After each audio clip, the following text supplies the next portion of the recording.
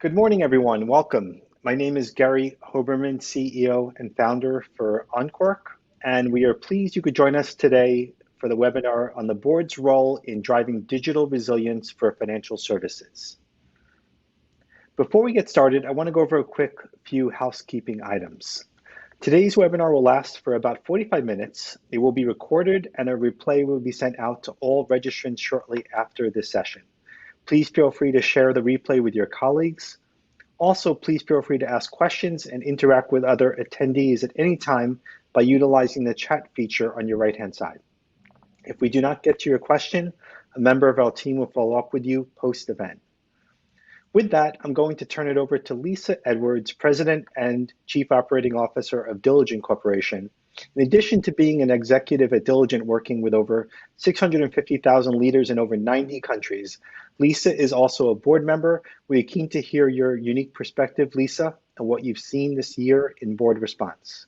Welcome everyone to the webinar. We are so thrilled to have such a great panel assembled today and to be partnering with Uncork.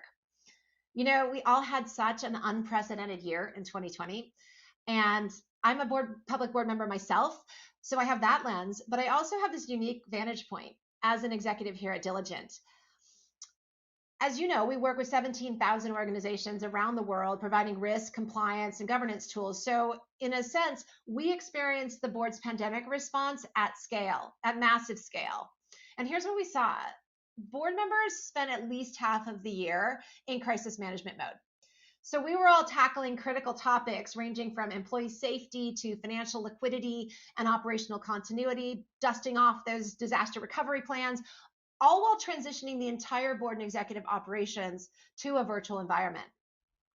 From my perspective as a Diligent executive, the one thing that really struck me, even as boards were in the thick of crisis response, was this focus on emerging stronger from the pandemic. Overwhelmingly, we have heard board members frame the pandemic as an opportunity to learn from the weaknesses that were exposed, whether that is in supply chain, in IT infrastructure, talent pools, or hiring practices, and to emerge from COVID-19 smarter, more agile, more digital, and more diverse. So that's very much where we are in our crisis response and our recovery journey, and that's what this webinar is about today. So with no further ado, I'll pass it back to you, Gary. Thanks so much. Welcome back. Thanks everyone again for the time today. It's really exciting topic to talk to you about today. So before we get in, just going to give you a little bit of my background, why I'm moderating this and why I'm excited to be here with this incredible panel. I have probably a unique experience in that though come from a family of entrepreneurs and thought I was going to be in that same direction, I actually got excited by Wall Street and decided it's banking and brokerage, which is where my passion lied. And I wanted to see how using entrepreneurship within a company and Fortune 50 companies could really make a huge difference to the company, to the shareholders, to the employees, to the customers. And I spent the first 24 years doing exactly that, climbing the corporate ladder in large Fortune 50 companies from Citigroup to MetLife. And the best part about that, number one, is you get to meet the most incredible talent, as you'll see here today.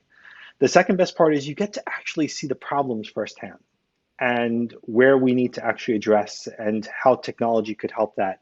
I also got to see how technology became kind of a backseat or an afterthought within board members, all the way through bringing technologists on the board to being the core focus of many of the conversations. And so with that today, I want to introduce a concept and something which, of course, this past crisis has really taught us there's a need for, which is what we call digital resiliency, digital resilience. And really digital resilience being that response to how we could actually be ready for times like this and address customers and pain points and the needs in a digital arena. So with that, I would like to introduce the panelists today. So to begin, all three panelists I've actually met probably between 7 to 8 years ago, which is such a thrill to have them on. Martin Davis, our first panelist, CIO for Southern Company, currently the Executive Vice President of Southern Company Services and the Chief Information Officer of Southern Company, one of America's most respected companies, and a leading producer of clean, safe, reliable, and affordable energy serving more than 9 million customers. And Martin leads a team of more than 2,000 technologists supporting the subsidiaries for Southern Company. I actually met Martin before this. I met Martin when we were both on an executive CIO board. He was representing Wells Fargo, where he joined them as the CIO from Wachovia and helped with that integration, large integration of two financial institutions. And with all various leadership roles and executive vice president within Wells Fargo, including chief technology officer, I got to actually sit there and have these type of conversations with our peers, the global Fortune 50 CIOs. Martin also serves on the board of trustees at Winston-Salem State University. He serves on the board of American Heart Association Southeast Board, Piedmont Health Board of Directors, Southern State Corporation Board of Directors, and he's been recognized throughout the industry. One of the 50 most important African Americans in technology, one of the 75 most powerful Americans, Black Americans in corporate America, and most recently featured in Savoy Magazine's 2020 Most Influential Blacks in Corporate America. So welcome, Martin. It's great to reconnect and have you here today. Thanks in advance. Thank you. Thanks, Gary. Good to be with you. Good to see you again. Awesome. And our next panelist is Maria Morris. So Maria, believe it or not, was my client when I was in MetLife. And I got to spend time with Maria, seeing her leadership as she was leading as executive vice president, first in the global employee benefits group, serving the largest companies in the world, the largest multinational companies in all, I think it was 47 countries we operated in, as well as then later on, as she took on the 70% of the revenue in US was the Americas business line. But what's really interesting is before I actually met Maria, she was leading operations and technology for MetLife. And in that role, she gets to understand. So our conversations as client and technologists were always really meaningful because she knew what was happening behind the scenes. And there was definitely no BSing you, Maria, for sure. And it was an amazing friendship that developed. And again, thank you for everything and your oversight. And just what I would also say is as Maria retired from her role at MetLife, she then became board of directors of Wells Fargo and Company, where she chairs the risk committee. Maria serves on the board of S&P as a chair and chairs the audit committee there, and also a member of the board of directors of Resolution Life, where she chairs the compensation committee. And with that, not only on the boards, the public boards, she's also on the board of trustees of Catholic Charities Archdiocese of New York and chair of the board of directors of All Star Project. So welcome, Maria. It's so great to have you here as well. Thank you. Great to be here, Gary, and great to be with the panelists. Awesome. And finally, a great friend of mine I met right around that same time, Gary Reiner, operating partner, General Atlantic Operations Group. And General Atlantic, as I left that corporate world and became a founder CEO and jumped to the other side, let's call it, of software, Gary was not just instrumental throughout my career in corporate side, but he was the advice I sought on the venture side as well. And Gary, who before joining General Atlantic in 2010 was the senior vice president and chief information officer of General Electric, leading all the mergers and acquisitions, sourcing IT operations and the quality for the team. And prior to that was a partner at Boston Consulting Group, where he led strategy, operational improvement for the technology businesses. Gary is definitely very technical, as you'll see here, and I've learned that over the years as well, challenging me on most difficult technical questions and what do I think of this, and always I think he probably knows more than I do in that space, and it's going to be a great conversation. And of course, Gary also serves on many boards of General Atlantic portfolio companies like Jump Cloud, Pymetrics, Seismic, as well as he's on the board of Hewlett Packard Enterprise, Turbonomic, and Citigroup, my former employer. Gary received his AB in economics and Harvard University and MBA as well from Harvard. And it's great to have you here, Gary. This is going to be a fun conversation. Great to be here, Gary. Thank you. And great to be with the panelists as well. We've had a fun conversation getting to know each other. Thanks, Gary. So with that, we're gonna jump right in. So digital resilience, which when for those who early March, I think it was my last business trip was March 5th. I got to go to the Montgomery Summit and present out west. Amazing. And I remember thinking in the airport, why are people wearing masks? And why was there something that I don't know? And of course, that was the case. But what really turned out was the businesses that weren't digital weren't surviving. And this concept of digital resilience, as what we're defining today, really is around how do we actually support this transition of technology not becoming, I would call it an accessory, but becoming a necessity in life. It's required or you're not there anymore to support your customers. And it's something expected. And I'm sure each of us, and I personally have seen how everything from the public sector to the private sector was difficult to operate in during those initial times, as well as continued for much time after, because of that lack of digital capability that was there.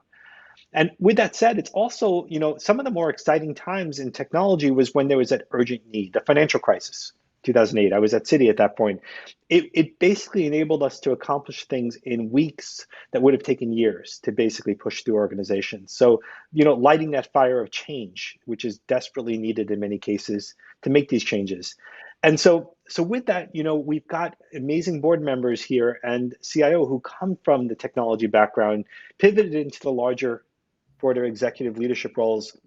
So what I'd love to know is, in your experience, what's been working, what's not been working when you think of digital, and what technology changes do you feel have been the most impactful that have worked? And what are the biggest pain points that haven't and hardest to overcome? And jumping right in if we can, I'm going to go in the same order for this one. So Martin, if you want to go first, would be awesome. Absolutely, Gary. I think you hit the nail on the head. And a favorite quote of mine by author Willie Jolly says, "A setback is a setup for a comeback." And so clearly in 2020, we had a setback. A setback is a setup for a comeback. So what I think has really worked is that technology became a team sport in 2020, right? It was not just for IT. Technology was required for every company across every industry, and everybody had to play to be successful. So I think that's one of the key things that worked. Awesome.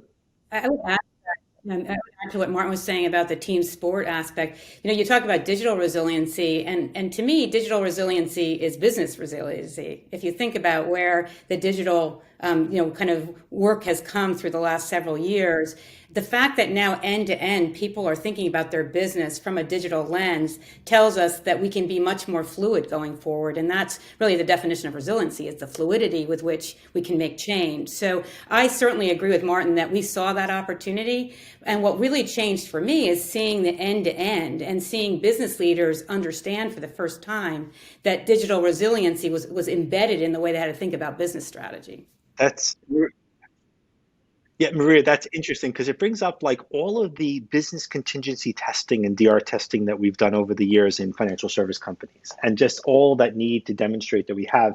I wonder how much of that helped and actually got implemented versus it's a complete change in direction. And we're suddenly, for example, like I was always around when real estate was going to be saved. Like, so let's reduce real estate by doing hoteling.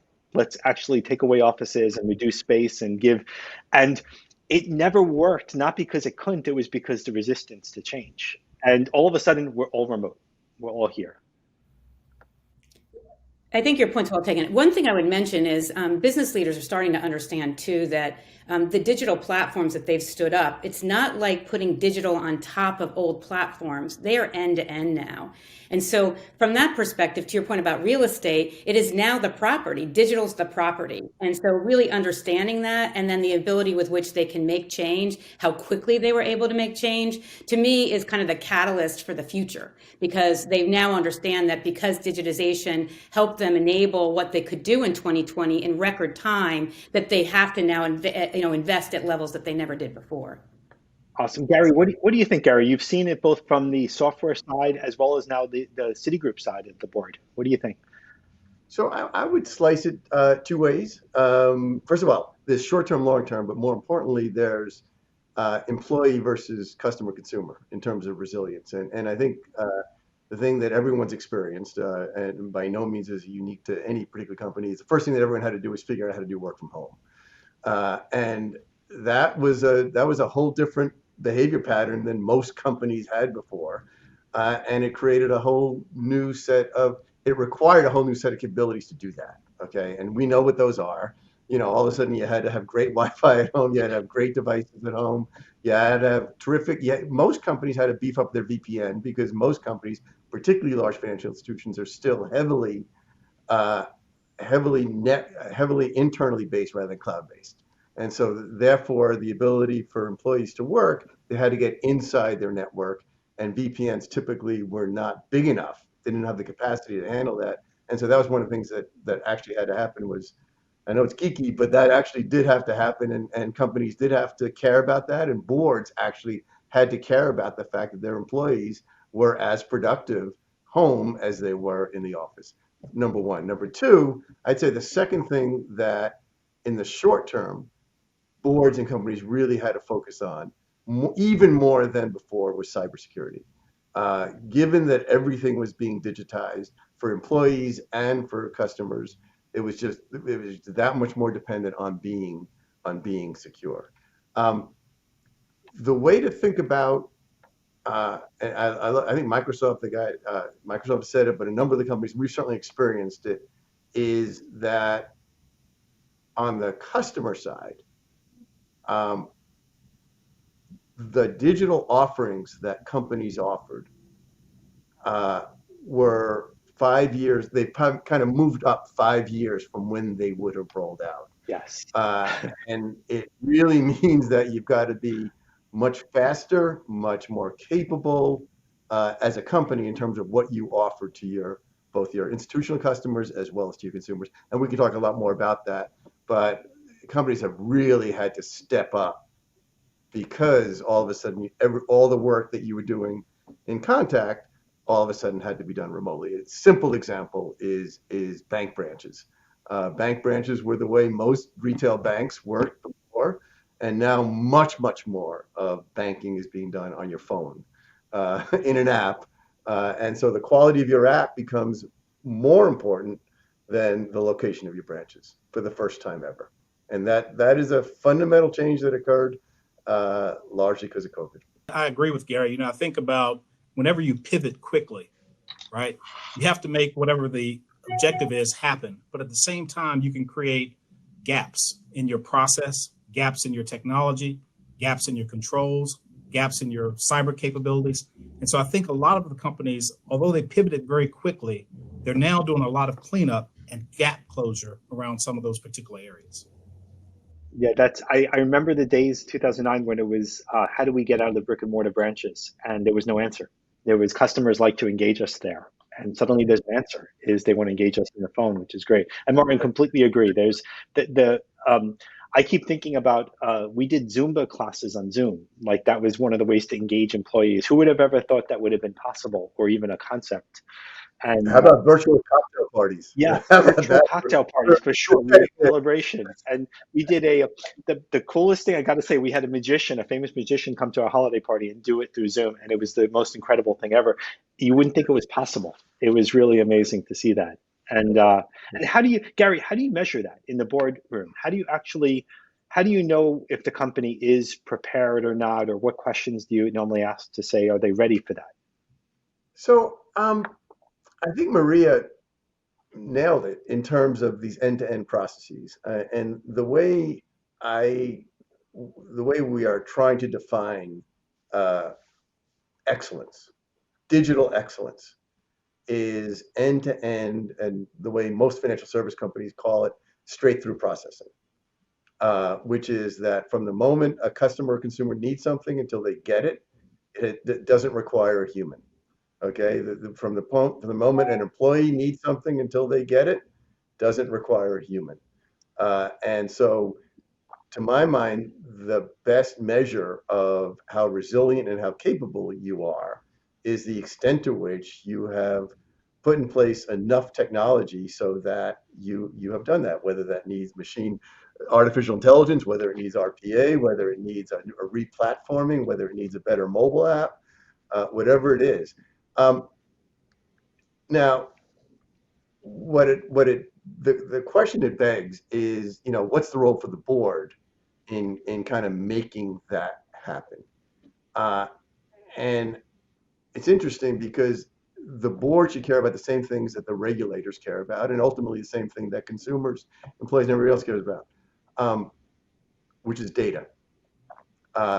And so the questions that a board member can ask is very much about all the different aspects of the data needed to meet the needs of consumers, customers, and employees. And when I say all of them, I mean a racking and stacking of the data security, of the privacy, of the speed with which it flows, of the quality of the data, all of the aspects, and prioritized by the importance of the data is really, I think, how the board can kind of engage management, is saying, okay, you tell me, management, what is the most important data in the bank or in whatever, and show me the flows. Show me show me how you can ensure that the quality is perfect, or continuously improving, how it's secure, how it stays private, and how it moves quickly, so that you can have straight through processing. So if that's what I would see as a great role, particularly for a non-technical person on the board. Yeah, I would completely agree. I would add also to Gary's point about the business processes, understanding how automated those processes are, where the control points are. Those are questions that are really business-based, not necessarily technology.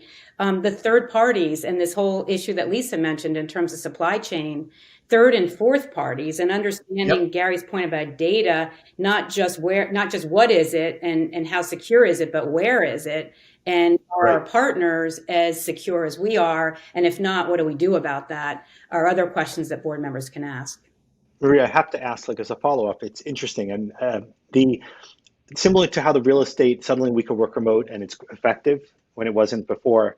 In banking, I personally experienced in banking within a company how the company feels special about their processes, and then we saw that within large insurance companies, and now I see it outside in, where every one of our customers is special. We start off with a blank slate. You do your KYC processing, your customer processing like this. It's different than everyone else. You're nothing like everyone else. I kind of wonder, in a similar vein to the real estate conversation, does this open up the opportunities for straight through processing to be more consistent? Like, will there be more openings to be able to provide utilities where things are consistent? Or do people still maintain that individualism in the company? I think we should have a different call on this, because I think this is a whole concept itself. But when I think about fintechs and the ones that have been the most successful, they disrupt, but they also partner. And some of the best partnerships are, startup innovators with, kind of financial services regulated companies. And so I think that over time, that's an example of some of these utilities that are starting to be brought into the industry. And I think that we'll see more of them. And I do think digital resilience and digital itself will be a big piece of what does that innovation and disruption for the banking industry, certainly. I'll just examples of that is payments, which I think we could have a whole call on. I think we're setting up our next session right here, Maria. We've got it. This is great. I'm making notes. And that I another example of what Maria's point is in terms of utilities is KYC AML. Yeah. We see it. It's $48 billion a year spent in just the top banks in operation, in processing. Yeah. That's the number. And what gets in the way are requirements around privacy. Yeah. But if you could kind of have a third party do that and guarantee privacy, it would be a fabulous way to drive productivity in all of the big financial institutions. I think we just built the business together here. That's awesome. That's great. Martin, from a technical viewpoint, and as well as your experience within financial services and now outside of financial services, serving 9 million customers, what are the key ingredients to digital resiliency as you see it? What's the long-term growth and response to threats like a pandemic as you look forward? I think number one, I think there is a capability for utility around things like AML and anti-money laundering and so forth. But I think at the end of the day, you've got, banking and innovation around banking has always been about convenience and customer centricity. And so you've got to serve it up to me the way I want it. Through a pandemic, right, we now had 60-plus-year-old individuals having to go onto mobile devices, where they had pushed away from those mobile devices before. So now we've got to figure out how to serve those mobile applications up to that 60-plus crowd, very different than the applications we serve up to the millennials or the 30-plus crowd. So I think it's really got to be still focused on customer centricity, customer engagement, and truly at that point, just focus on individual engagement for that customer. So I think that's where we are. I think that has to work. Martin, did you have, like I did, I had my mom, I had to teach her Zoom to get onto her library classes. And that was a challenge right there from that perspective. I'm assuming we each have one of these stories. It's learn new capabilities. Maria, Gary, anything to add? Yeah, I'd add. Look, I think there's a way to think about digitizing a process. That we had this saying at GE, which I think worked while we did it, which was called "lean before you digitize." And what it was that you really needed to have all of the relevant people in a room together, mapping out the way a current process works, end to end. Back to Maria's point. Uh, and finding out where all of the problems were, where all the bottlenecks were, where all of the errors were being created. And then that same team mapping out how all of the errors could be eliminated and all the boundaries and barriers eliminated. And only then, once you've leaned the process, do you then apply technology to digitize it. One of the big mistakes that I think we all know companies make is they try to digitize imperfect, shall we say, imperfect processes. And it ends up being a disaster. They never hit budget, they never hit schedule, they never hit anything. Um, all the more reason why they should be using Encore. Make sure to plug there. Well, and I would add to that too, this whole idea of customer in versus company out, Yeah. and within the processes, and things like Net Promoter Score or other types of platforms that are really independent around how the customer feels about the interaction with the organization, and then comparing that to peers. We do that in so many other places, and in technology, we have all kinds of comparisons. But really taking it from the customer's standpoint and driving that all the way through back to the technology decisions is a big piece of the future as well. Maria, I think about lending, right? During the pandemic, how quickly we all went to DocuSign and closed the loan and moved your docs electronically and things along those lines. I think that's the agility that the financial institutions showed during the pandemic to keep the business moving. And so not only is it just customer centric, customer focused innovation and digitization, it's your back office as well. All of a sudden, you've got to change your operational areas to be operationally resilient as well. Yeah, and I think we would, from a board perspective, we would be remiss not to talk about operational risk. The financial risks in the financial services business have been so defined for so many years. Operational risk was always a little squishy. There was monetary, reserves put against very specific things. But, this digital resilience, the more resilient we are digitally, really the better served we are from an operational risk perspective. And I think boards are starting to get that connection, that technology doesn't sit out on the side, but operational risk and reputational risk are big pieces of things that have to be reviewed when you think about actually funding digital innovation in maybe places like back office, which doesn't sound as sexy as some of the other things you can do. Right. And that's what I meant by team sport. It's all over. You've got to play it in all areas. Yeah. And Martin, I would just add to your point. I think there's historically and still a tendency to, when there's a digital problem, to turn to technology and to say fix it. And it, at least my little experience would suggest that that's always the wrong way to go. Always, it is a business opportunity challenge, and it needs to be handled cross-functionally with all the relevant functions and technology involved if you want to do it right. Yeah, I couldn't agree more. Collaboration is the Yeah. name of the game. Yep. Yeah, I definitely, and that brings up also, the next part around the board's role in driving tech innovation and the operational risk, considering the risk of the technology, considering cyber, considering how do we drive innovation. And I love the idea of data is a way we actually monitor and maintain, and that's part of this. I would wonder also, so the metrics itself that are reviewed at the board level. So what I've seen, and Maria would know this, I would sit with Maria, who's my client, and I kind of felt at some points, I felt like I was more of an attorney with her, right? I would be like, Maria, we're behind, we're late, we're spending more, but here's why, and let me show you what, and you're justifying. So the board metrics I see in and out as we present to boards, and we actually did in the past, were always about on time and on budget. It's something, it's the two green, it's a traffic light, red, yellow, green. Are you on time or on budget, and is it within that? What metrics in the future do you think, or how do we maintain and manage that? Is there any feedback from that?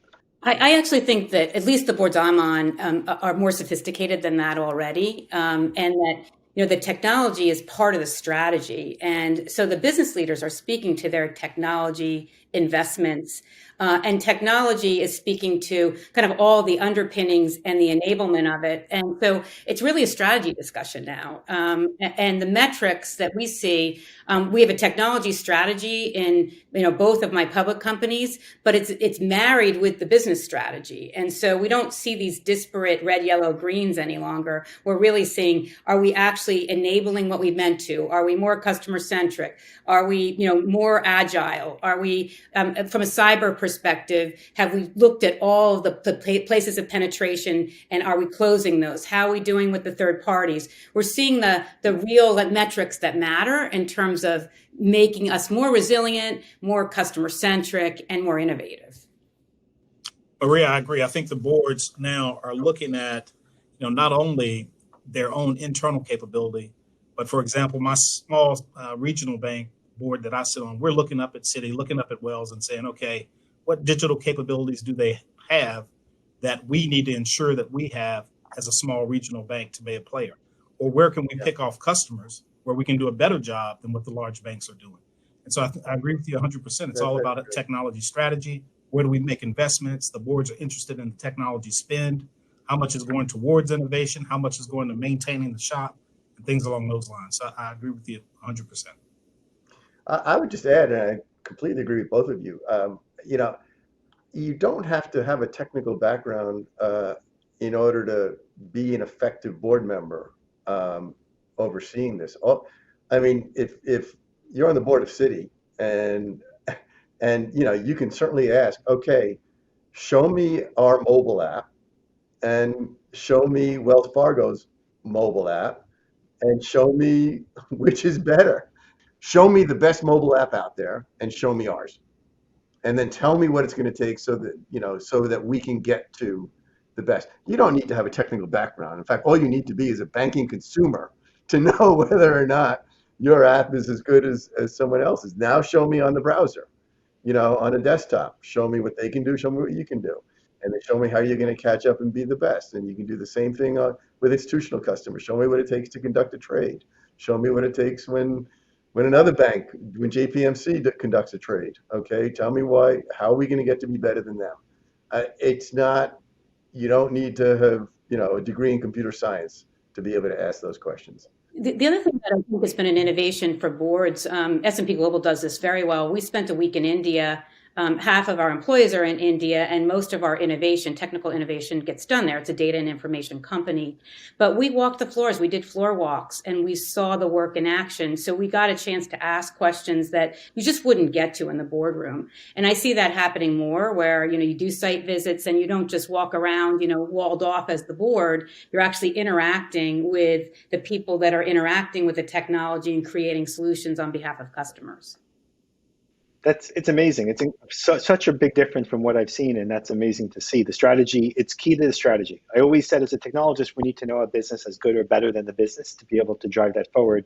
And the business should understand what we're doing as well on the technology side to marry it. I remember, Gary, it reminds me, it's been a long time, but there was one time when I took over a team at a big bank, and we just deployed I think it was a $3 million technology initiative on regulation and compliance, and it was doing what it should have done. And I remember I picked up the phone. I didn't want to know if it's on time or on budget. I called the head of operations and I said, this is awesome. Our teams work great together and basically did this. And his response was, yeah, you deployed it and I got to go hire 200 more ops people.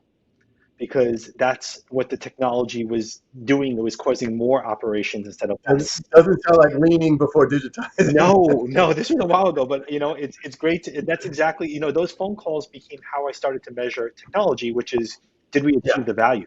Is it doing what it was supposed to be doing? I mean, the best way to measure a process to that point is it's threefold, which is how many defects is it generating? How long does it take to do it? And how many people does it take to do it? Or fundamentally, what's the cost? If you just take, it's defects, time, and cost, usually measured in FTE. And you can measure every process that way and see how good you are compared to what you could be and compared to others. I love it. The only other thing that I would add that we didn't talk about, Lisa mentioned it earlier in our dialogue here, is talent. And I do think the boards need to spend time assessing whether they have the right talent, either directly, hired within the organization or through their third parties. So I think, again, going back to what Gary just said, really understanding that everything's evolving. And so you need people that are going to challenge the old ways of doing things and the bespoke ways that we've all done things to start to think differently about process. Maria, I agree with you. Not only the talent inside the company, but the talent of the board. And I agree with Gary that you don't have to be a technologist sitting on the board, but I think more and more boards are reaching out for technologists, reaching out for individuals with cyber skills to make sure they cover the gaps that they have on the board. So talent's going to be important, not only within management, within the employee ranks, but also the board level as well, especially when you talk about diversity and inclusion. Yeah, that's interesting. So talent, I would say also, in addition, compensation, the way it's reviewed. The legacy way of companies reviewing compensation in technology has always been how many people work for you and what's your budget? And that's your bonus. Like there's an equation that's used, at least from what I've seen in the past, and it never took into account value of their delivery, I'm starting to see it now, which is encouraging as well. But I still run into the occasional CIO who looks at me and goes, I've got 10,000 developers. What are they going to do tomorrow if I deploy your software? And if my software could do 100% of what those 10,000 developers do, then hopefully something better than they're doing today, because they don't need to do that. But really what I was doing was, you're impacting my bonus. That's kind of the compensation aspect of it. It's crazy. The way technology people should be evaluated is how well the processes are performing that they're responsible for. Oh, I love it, Gary. That's it. Definitely. And when we're thinking about innovation then, and all the operational risk and all the controls in place, how do you view innovation within the companies you sit on the boards? Is it centralized, decentralized, everyone's responsibility? How is it governed, and how do we bring that forward? New technology, new ideas, new ways to automate a process. Any? I'm seeing both. On the boards that I sit on, the innovation process itself may be centralized, but it's everybody's job to innovate across the entire company. And so innovation is not owned by some individual group or department.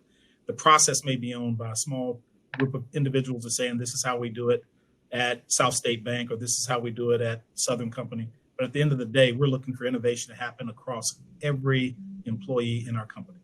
And we're a company known for R&D and a company known for innovation. And so that's how we get it done.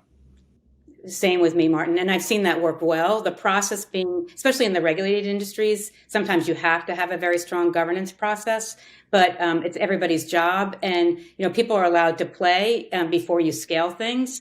Doesn't always work perfectly, but the fact that we're allowing people to innovate before we add all the regulatory and control aspects on it has been helpful to starting to move forward with some new ideas. And then from there, bringing in the lens of how do you scale it, which would include all those things. I'll be totally redundant and say that basically my measure of innovation is the rate at which you're improving the reduction in defects, the reduction in time, and the reduction in cost of your key business processes. And defects, Gary, is that defects in production, defects that made it through to production, defects in UAT? Why do you think of defects? Because it's interesting. I think of defects as a customer or a stakeholder getting bad data. Wow. That at the end of the day, or taking too long for them to get data. And is it a focus area that you have on the board to call out and say, let's go through defects that are trending? No. But it is to say, show me the progress you're making, as opposed to finding them, but show me the progress you're making along each of those metrics for each of your core processes. That's fascinating. So we've had conversations with executives recently where they might reach out to me and say, we want to talk to you about your defect count as we're working with you, and concerned. And it's funny because it's a count of UAT. It's looking at UAT and what's potential, which is very different from looking at it from the customer point of view. And really what we found out, Gary, which is interesting, is when you baselined us against what was happening outside of us, we were 1/50th the defects, 150, 1 to 50 was the ratio of how many we had versus, which is fascinating. But I mean, let me define a defect in a way that so I'm a little clearer. So I want to deposit a check with my phone electronically, and I go for it, and for some reason the app doesn't work. That's a defect. Got it. Interesting. That's I like the definition. I like the way it's that's portrayed. It could be definitely something digital resiliency that could be a metric that's measured going forward in the boards and Oh, structured around. I believe passionately that it's defects, cost, and speed of consumer, customer, and employee-facing stuff. It's with regard to digital resiliency is what the board should be focused on. I love it. And would you then say it's defects and then it's straight through a percent of straight through processing? So as you So mentioned earlier, get that's people out of the way, get them. yeah. Sorry, yeah, that's the speed piece. I would add one other thing that we didn't talk about today, which is the role of AI in scenario testing, scenario planning, so that you're just getting to better decisions or projections, which is another piece of digitization that we just didn't talk about today. Completely. Yeah, the way I think about it, for what it's worth, is that AI allows you. Let's take a loan. Okay, you're applying for a loan as a consumer, or you're trying to use your credit card for purchase, and there's questions about whether or not there's fraud with the credit card. Using AI allows you to do things in real time that correctly. That if you didn't have AI, you would either be blocked from doing it, or you would get through it, but it would be a fraudulent transaction. So, uh, and that's so AI is a way to get to straight through processing in real time. Yeah, I agree with the AI conversation. I think one of the other things I want to go back to is what Maria said earlier, that resiliency is, I see it as both business resiliency and operational resiliency. And so if we think about our financial institutions that we sit on the boards of, from a business resiliency perspective through the pandemic, we're now going to see credit losses greater than what we've seen in the past. We have revenue streams that we're losing, right? Yep. Because of different areas of the business that aren't taking place as rapidly as others. And then you've got situations where you have to continue to invest in technology from a digital perspective, so you have to manage the expense. So I think the other area of resiliency that's going to pop in for the 2021 will be, how do you deal with the credit losses? How do you deal with the loss of revenue? How do you deal with the fact that you've got to reduce expenses at the same time investing in digitization? So that's the resiliency that we're going to see from a business perspective as well. I think to some degree that we've already experienced. It's been in a, as we all know, all these big banks have stress tests every year from a regulatory point of view. I think COVID has been a true, real stress test rather than not. And I think it's fair to say that, as far as I can tell, the big banks at least have taken a whole lot of loan loss provisions, uh, expecting a lot of losses, and fortunately have come through with their equity handled. And so I think the stress test has passed during COVID, which is I think quite good news for the U.S. economy. Yeah. That's awesome. Well, look, this has been incredible helping define digital resiliency, what it means in a board. Could I ask for any closing thoughts? Anything else to add for anyone that maybe is not a technologist on the board or is a technologist? And just Maria, if you want to go first, it'd be awesome. Sure. I go back to what Gary said. Everybody can ask these questions because digital resiliency and, frankly, technology strategy is completely business and customer based. So you can ask the question from your point of view, and there's no question that's dumb if it's about the output to your customer or the output to your employees or the way that we're interacting around process. Awesome. Martin? I would say, being a technologist sitting on the board, I try to play in spaces other than technology. So when the CIO walks in, I'm not grilling the CIO, right? I'm grilling some head of line of business that, why aren't they innovating more? Why do they have all these, manual processes and those types of activities? So I think as a technologist sitting on the board, you've got to go after the business leaders and really challenge them to have that credible challenge. I like that a lot. That's awesome. And Gary? So I would go back to what Maria said, and I completely agree with what she said. I would say that being on a big public bank board, there is a lot of focus by all the board members appropriately on being in regulatory compliance, and we need to do that, and that is really, really important. There's an equivalent amount of focus that every board member can play on, in addition to being in regulatory compliance, in having a competitive advantage by having digital resilience, by having better processes tomorrow than you have today. And I think board members can do that in a complex financial institution in the same way they can do that in any other kind of business and with any other kind of discipline. So I wouldn't shy away from it. To Maria's point, I would embrace it. That's awesome. Thank you again. This has been so much fun reconnecting with friends and colleagues, former colleagues, and just it's amazing to have you here. And our first event. Now, what's interesting is, when we created Uncork, we started with financial services because it was the most complex, the most regulated, and we figured once we solved that, we could go and do public sector and media, and we could do healthcare is easy after this, which we're proving it actually is. So we're going to be following up with these segments as well in other topics and other sectors, and really helping define digital resilience. And I really appreciate everyone's time today. Lisa, thank you for the opportunity to introducing this topic, critical topic, and I really hope everyone has an amazing day. Thank you, Gary, Maria, and Martin for being here. It's been a pleasure.